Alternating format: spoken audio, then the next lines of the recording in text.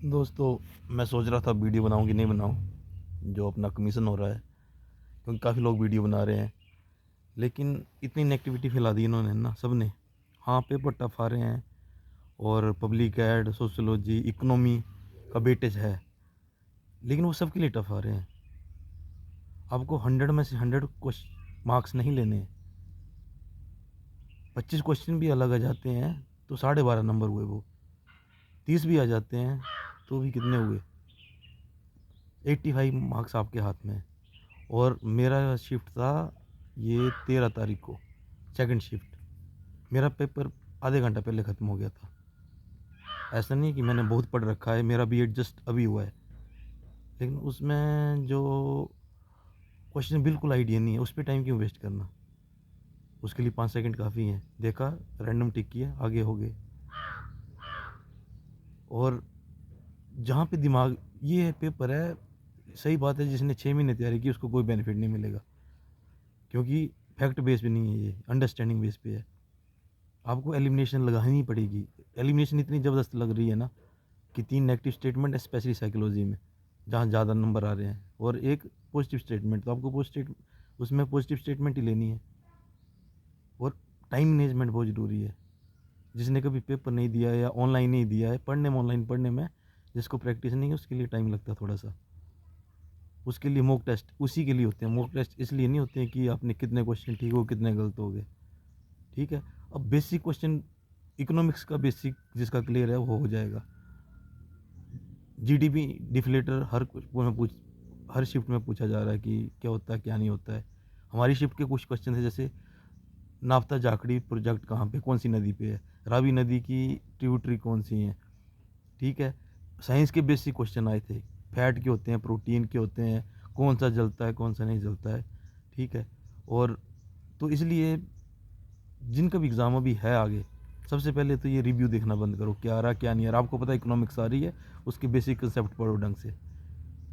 अब चाह के भी आप पब्लिक एड और ये सोशियोलॉजी के इस थिंकर का नाम याद करने बैठोगे, बुक का नहीं होंगे, उस पर टाइम वेस्ट मत करो। हाँ, इकोनॉमी का आपके हाथ में है। बाकी जहाँ पे टाइम देना, जैसे लास्ट के 3 क्वेश्चन आ रहे हैं कंप्रीहेंशन के, वो फ्री के 1.5 नंबर है, उसमें डायरेक्ट वो एक बार पढ़ोगे तो आराम से क्वेश्चन सॉल्व हो जाएंगे। लेकिन लोग क्या कर रहे हैं, पहुंच नहीं रहे हैं, लास्ट में रैंडम टिक, तो 1.5 नंबर जो फ्री का है वो तो गया ही गया। तो ऐसा नहीं कि मेरा क्लियर हो जाएगा या मेरा बहुत ही ज़्यादा अच्छा हुआ है, लेकिन जिसने पढ़ा, जिसकी अंडरस्टैंडिंग ठीक, अंडरस्टैंडिंग बेस्ड पेपर है ये, फैक्ट बेस्ड पेपर नहीं है कि आपने रट लिया कि कौन से आर्टिकल में क्या लिखा हुआ है। उससे क्लियर नहीं होगा। और अभी कुछ नहीं करना है, लेकिन जिनका पेपर है सिर्फ एक ही काम करो, प्लान करो कि टाइम कैसे मैनेज करना है। और दूसरा, जितने भी रिव्यू हैं बंद कर दो देखने के लिए। और सबसे बड़ी चीज़, 45,000 लोग हैं, उसमें 450 लोग निकालना है। पेपर तो टफ डालना ही पड़ेगा, क्यों नहीं डालेंगे टफ? नहीं तो पता लगा कि एक ही नंबर पे 5,000 लोग हो गए, कैसे सिलेक्ट करेंगे? 100 में से एक ही आदमी सिलेक्ट होना, चाहे पेपर आसान आए, चाहे टफ आए, कैसा भी आए। बहुत आसान आ जाएगा तो भी जितनी पोस्टें उतनी भरनी है, बहुत टफ आ जाएगा तो भी उतनी भरनी है। तो इसलिए ये नहीं है कि, इसलिए जो तुम्हारे हाथ में नहीं है उसके बारे में मत सोचो कि कैसे करेंगे। ये जिसने नहीं पढ़ रखे हैं सोशियोलॉजी, और मुझे नहीं लगता और उन्होंने पढ़ रखे हैं उनके भी ठीक होंगे, क्योंकि सबको पता है कि हम एमए वगैरह कैसे करते हैं, कितना सीरियसली करते हैं, इवन बीएड भी कैसे करते हैं, ये सबको पता है। ठीक है। तो पॉजिटिव माइंड सेटअप के साथ जाना है और टाइम मैनेजमेंट करनी है। उसके लिए मैंने कई जगह कमेंट भी किया वीडियो पे कि आप क्या करो, एक पेपर पे लिख लो 0, 120, 105, 90, मतलब 15-15 मिनट के गैप पे उल्टी काउंटिंग लिख लो मिनट्स के लिए। और दूसरी तरफ क्वेश्चन लिख लो 25, 50, 100, क्योंकि 15 मिनट में आपको लगभग 25 क्वेश्चन करने हैं।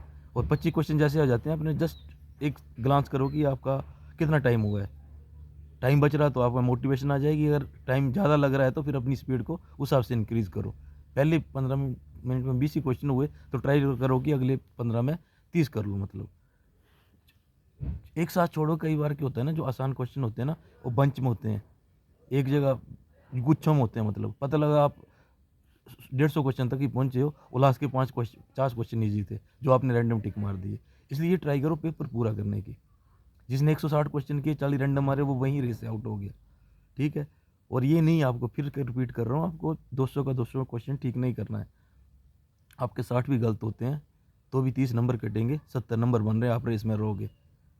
नेगेटिविटी को हटाओ पहले, नॉलेज बात की बात है। और ये एलिमिनेशन लगाओ उस पर, क्वेश्चन देखो तो ये देखो कि ये ऑप्शन नहीं हो सकती, उसमें क्वेश्चन निकल रहे हैं बहुत ज़्यादा। हो सकता है दूसरी शिफ्ट ना निकले, मेरी शिफ्ट में वो जिस हिसाब से लोग बता रहे हैं, ये भी हो सकता है कि हमारी वाली जो शिफ्ट थी 13 तारीख की सेकंड शिफ्ट वो सबसे इजी शिफ्ट में हो, वो अलग चीज़ है।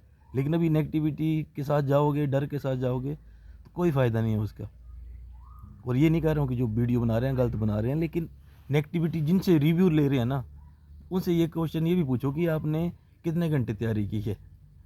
कई बार क्या होता है, हिमाचल में बीएड करके लोग चले जाते हैं बाहर फैक्ट्री में काम करने के लिए, कंपनी में काम करने के लिए, अच्छी अच्छी पोस्ट पे भी जाते हैं, लेकिन वो इस जगह उससे कुछ लेना देना नहीं है। ये जो बीएड में सिलेबस है, जिसका नॉर्मल सिलेबस है, जो पढ़ेगा वही उसको अटैम्प्ट कर पाएगा। 2 4 5 साल बाद पेपर होता है, 5 साल में तो आदमी ऐसे ही भूल जाता है, टेट भी क्वालिफाई नहीं हो पाता है अगर 5 साल नहीं दिए ढंग से तो इसलिए बिल्कुल टेंशन लेके मत जाओ, फ्री होके जाओ और बिंदास पेपर करके आओ। टाइम मैनेजमेंट करो और एलिमिनेशन लगाओ, और जो क्वेश्चन बिल्कुल नहीं आते उसमें 1 सेकंड भी वेस्ट मत करो। कल मेरे एक फ्रेंड का था, उसका भी पेपर पूरा हो रहा है, लेकिन हाँ छोटी छोटी गलतियाँ हो रही हैं। ओवर थिंकिंग नहीं करनी है वहाँ पे। जैसे हमारे में एक क्वेश्चन आया था कि हिमाचल का कौन से स्टेट के साथ एमओयू हुआ है हाइड्रो प्रोजेक्ट के लिए, तो मैंने कहीं तेलंगाना पढ़ा था, मैं तेलंगाना लगाया। फिर मैंने सोचा नहीं यार, तेलंगाना में तो बिजली बहुत दूर पहुँचेगी, कैसे पहुँचाएंगे, ऐसे तो पॉसिबल नहीं हो पाएगा। फिर मैंने राजस्थान कर दिया, क्वेश्चन गलत हो गया। तो जो फर्स्ट थिंकिंग होती है उसी का लगाओ, ऑप्शन चेंज मत करो। रिव्यू के लिए क्वेश्चन छोड़ो ही मत। हाँ, जैसे वर्ल्ड रिलेशन है, ये क्या है, जो रिलेशनशिप वाले आते हैं, ब्लड रिलेशन वाले, और या फिर सीरीज है कोई या कोडिंग है, जिनका आपको टाइम लगेगा उनको लिख लो, मतलब पेपर पे कौन सा क्वेश्चन है, या रिव्यू के लिए छोड़ दो 2 4 क्वेश्चन 5 क्वेश्चन। लेकिन ऐसा मत सोचो लास्ट में देखेंगे, लास्ट में देखोगे तो 100%, अगर 15 ऑप्शन चेंज करते हो तो मेरे हिसाब से 10 गलत होती हैं, क्योंकि जो फर्स्ट टाइम जो सिक्स सेंस बोलती है ना, वही ठीक होता है। और वीडियो बनाने का मेरा ज़रा मन नहीं था, मैं ना ब्लॉगर हूँ ना कुछ हूँ, एक नॉर्मल स्टूडेंट हूँ। लेकिन मुझे लगा कि लोग ज़्यादा नेगेटिविटी आ रही है लोगों में, तो उससे क्या होता है ना, ऐसे परफॉर्मेंस ख़राब होती है। स्ट्रेस एक लेवल तक ठीक होता है, उससे ज़्यादा हमारी परफॉर्मेंस को डाउन करता है, ठीक है। कॉमन सेंस लगाना, हर क्वेश्चन में कॉमन सेंस लगाना है, ठीक है। और वीडियो पसंद आएगी तो कुछ मत करना, पेपर अच्छा करके आना। Okay, thank you.